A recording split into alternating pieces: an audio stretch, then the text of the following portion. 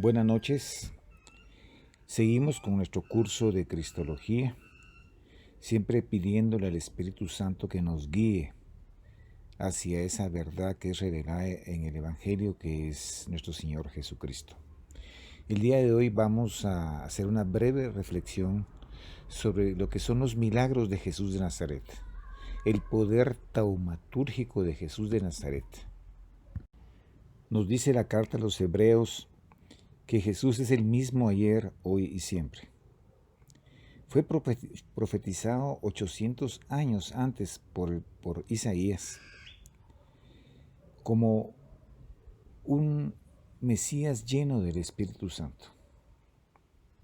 Entonces, dice el profeta, se despegarán los ojos de los ciegos y las orejas de los sordos se abrirán. Entonces saltará el cojo como ciervo y la lengua del mudo lanzará gritos de júbilo.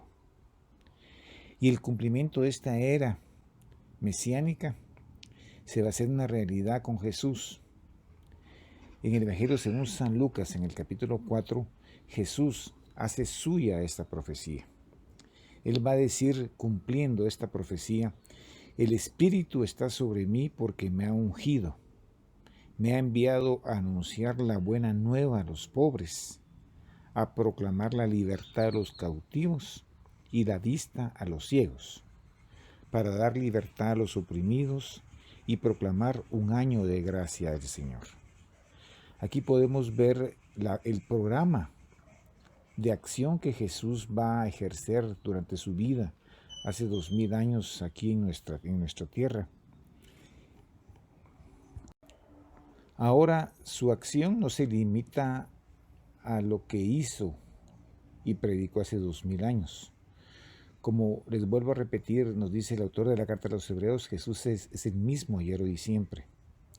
A nosotros que por la fe somos el Israel de Dios, nos sigue dando pruebas de su mesianismo.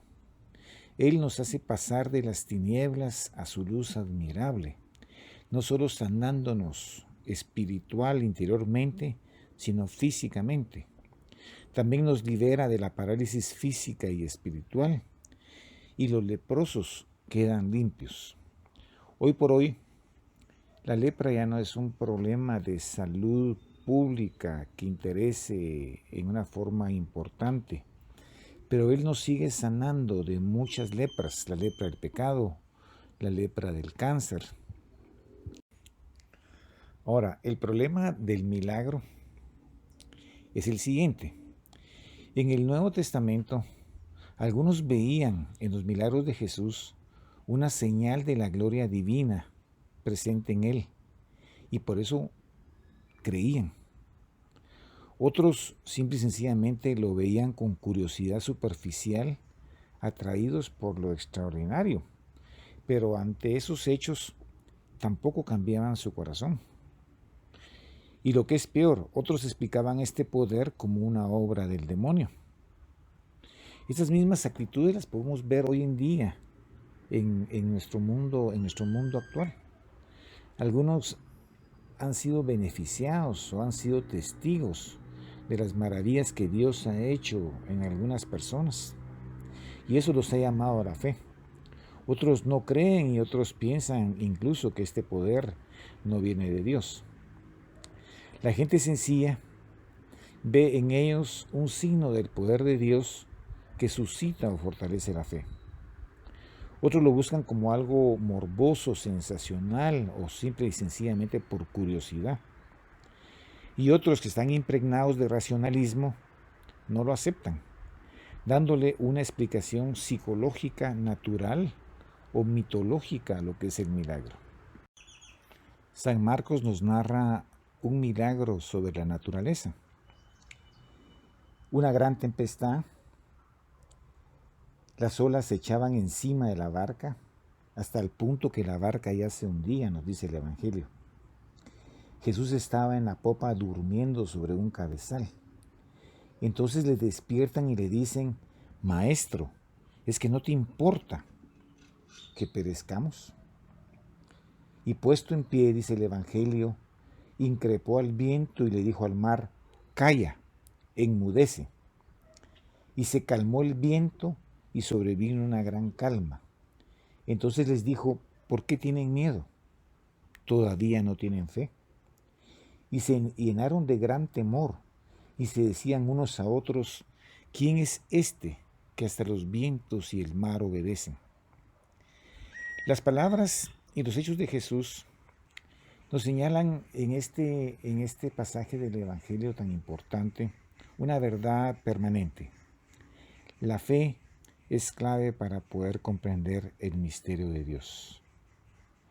Con fe en Jesús no hay nada que nos pueda causar tribulación. Nos dice el evangelista San Lucas que después de su retiro en el desierto, Jesús volvió a Galilea con la fuerza del Espíritu y su fama se extendió por toda la región.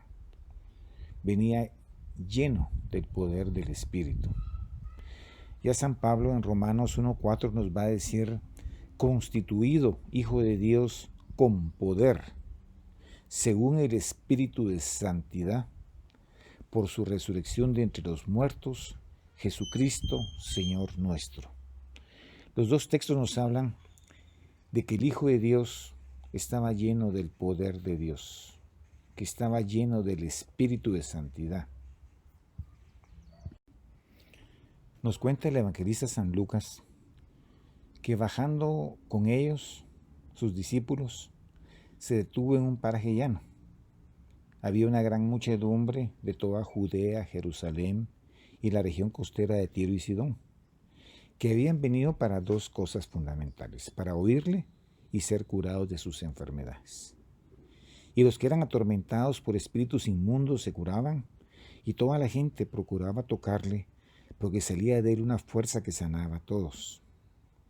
Dos cosas fundamentales. Primero, la predicación va unida a los hechos, a las obras. En este caso, la predicación unida a la sanación. Y la gente lo tocaba porque sabían que de él salía una fuerza que sanaba a todos. Esa fuerza es la fuerza del Espíritu de Dios que lo llenaba en una forma total. Nos va a decir el autor de la carta, del libro de sabiduría, de hecho, no les curó ni la hierba ni emplasto alguno, sino tu palabra, Señor, que todo lo sana. La palabra de Dios nos limpia, nos sana. Ustedes ya están limpios por la palabra que yo les he dado, le dice el Señor a sus discípulos. Y en San Mateo les va a decir que solamente los limpios de corazón pueden tener un encuentro personal con Dios. La palabra nos sana no solo física, sino interiormente. Señor, no son las diversas clases de frutos los que alimentan a los seres humanos, sino que es tu palabra la que sustenta a los que creen en ti. La palabra de Dios también tiene un efecto nutritivo que alimenta principalmente nuestro espíritu. Una mujer que tenía 12 años de padecer de flujo de sangre y había gastado todos sus recursos en diferentes médicos, sentía que iba de mal en peor. Cuando oyó hablar de Jesús, vino por detrás entre la muchedumbre y le tocó el manto. Y de repente se secó la fuente de sangre y sintió en su cuerpo que estaba curada de la enfermedad. Al momento Jesús sintió que una fuerza había salido de él, nos cuenta el evangelista San Marcos, y vuelto hacia la muchedumbre decía, ¿quién me ha tocado la ropa? Y los discípulos decían, pero Señor, la muchedumbre te apretuja y tú dices, ¿quién me ha tocado? Y miraba a su alrededor para ver a la que había hecho esto. La mujer, asustada y temblando, sabiendo lo que había ocurrido, se acercó, se postró ante él y le dijo toda la verdad. Él entonces le dijo, hija, tu fe te ha salvado, vete en paz y queda curada de tu dolencia. Esto es palabra del Señor. De nuevo, una fuerza que se libera y sana a esta persona que se acercó con fe. Tu fe, le dice el Señor, te ha salvado. Ahora el Señor nos sana en una forma integral. Obra sanaciones físicas para sanarnos espiritualmente también. Él confirmaba lo que hacía en el plano espiritual interior e invisible con las sanaciones que Él hizo hace 2000 años en Israel y que sigue haciendo el día de hoy. Es una medicina holística la que Jesús ejerce. No quiere únicamente sanar la enfermedad sin sanar el corazón enfermo. Dios tiene dos maneras de socorrer y mostrar su poder: eliminando el mal o dando fuerza para soportarlo de una manera nueva, libre y finalmente gozosa, uniéndonos a Cristo, con San Pablo completando lo que falta a las tribulaciones de Cristo a favor de su cuerpo, que es la Iglesia. La sanación es un misterio que nosotros no podemos comprender. A veces ante la petición, a veces ante el clamor, podemos ver esas maravillas con que Dios se manifiesta. Otras veces únicamente nos da la fuerza para soportar este mal, esta enfermedad, uniéndonos a Cristo en una forma más auténtica. El no sanar no significa no tener fe. San Francisco de Asís, al morir, tenía por lo menos 10 enfermedades graves, según una estimación de médicos actuales.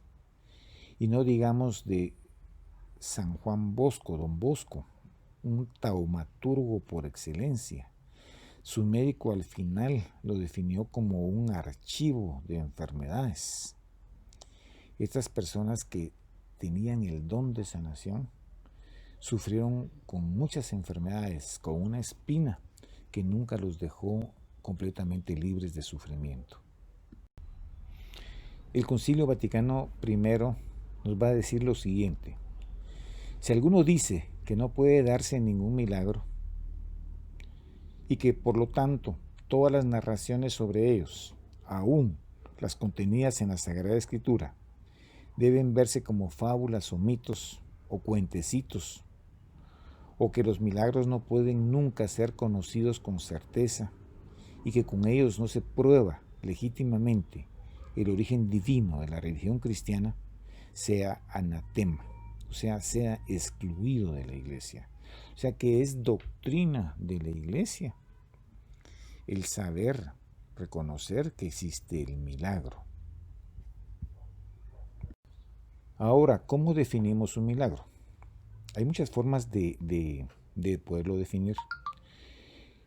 Algunos dicen que es un hecho extraordinario que provoca asombro y admiración y que la Biblia atribuye siempre al poder de Dios. Esa es una dimensión del milagro. Los sinónimos de milagro serían prodigios, portentos, maravillas, señales, signos. Esta última palabra es empleada por el cuarto evangelio en diferentes ocasiones. La palabra signo o señal nos orienta hacia el significado correcto que le hemos de dar al milagro. Debemos verlo como una señal de la presencia salvadora y misericordiosa de Dios en medio de su pueblo. Santo Tomás de Aquino lo definía de la siguiente manera: lo que sobrepasando la causa que conocemos hace Dios mismo. El milagro no sería entonces una contradicción a las leyes naturales. Es una acción de Dios que sobrepasa nuestro conocimiento, pero que siempre está dentro de los límites de las leyes naturales. Nosotros no conocemos de una forma total las leyes naturales. San Agustín va a decir del milagro que es una intervención directa de Dios que rompe las leyes de la naturaleza que nos son conocidas. El hombre está limitado en su conocimiento. A pesar de los grandes avances tecnológicos, desconocemos muchas de las leyes de la naturaleza. Dios respeta las leyes naturales, actúa a través de ellas y su omnipotencia y su misericordia hace posible el milagro. Él, como mencionábamos, es el mismo ayer, hoy y siempre. Cuando hablamos de la naturaleza del milagro, tenemos que analizarla desde tres perspectivas. Primero, el aspecto psicológico del milagro. El milagro desencadena asombro, suscita maravilla. Pero también hay un aspecto físico del milagro, en donde nosotros podemos ver espiritualmente o físicamente cómo ha actuado el poder de Dios. Y tiene una tercera dimensión, que es el aspecto intencional. El milagro revela la intención por parte de Dios de sanarnos, de llamarnos al arrepentimiento, a la conversión y llamarnos a la fe. Esos son los tres aspectos del milagro. Hay un aspecto psicológico, un aspecto objetivo físico y un aspecto intencional. Jesús cumplió los milagros con naturalidad. En algunas ocasiones usaba solamente su palabra, en otras imponía las manos, y en otras ocasiones lo vamos a ver practicando ciertos ritos simbólicos. Estos ritos se han visto como una prefiguración de lo que van a ser los sacramentos. Después podemos, ya en casa, con más tiempo, poder meditar en cada una de estas citas bíblicas que les estoy dando para profundizar un poquito más en este misterio. Ahora analicemos la actividad taumatúrgica de Jesús. Dice San Marcos: al atardecer le trajeron todos los enfermos y endemoniados. La ciudad entera estaba agolpada a la puerta y Jesús curó a muchos. O sea, Jesús se mantenía en una actividad muy fuerte, predicando la palabra de Dios, el anuncio del reino de Dios, pero también sanando y liberando endemoniados. Recorrieron, dice San Marcos en otro texto, aquella región y comenzaron a traer enfermos en camillas a donde oían que él estaba, y le pedían que tocara siquiera la orla de su manto, y cuantos lo tocaron quedaron salvados. Curó a muchos, va a decir en otro texto, de suerte que cuantos padecían dolencias se le echaban encima para tocarlo. O sea, la actividad taumatúrgica de Jesús fue una señal muy importante de su presencia mesiánica en medio de su pueblo. Sanó todo tipo de enfermedades: posesiones diabólicas, fiebre, lepra, parálisis, ceguera, hemorragias, sordera y mudez, epilepsia, escoliosis, hidropesía, heridas. O sea, el Señor tuvo una actividad muy importante en cuanto a sanación. En síntesis, ¿cuál es el significado de los milagros de Jesús? Primero, son una señal del poder de Dios. Él es omnipotente. Jesús poseía este poder personalmente y en su nombre sana, resucita y expulsa a los demonios. También es una señal del amor de Dios. En Jesús, el hombre va a experimentar concretamente la misericordia, la compasión, el amor de Dios.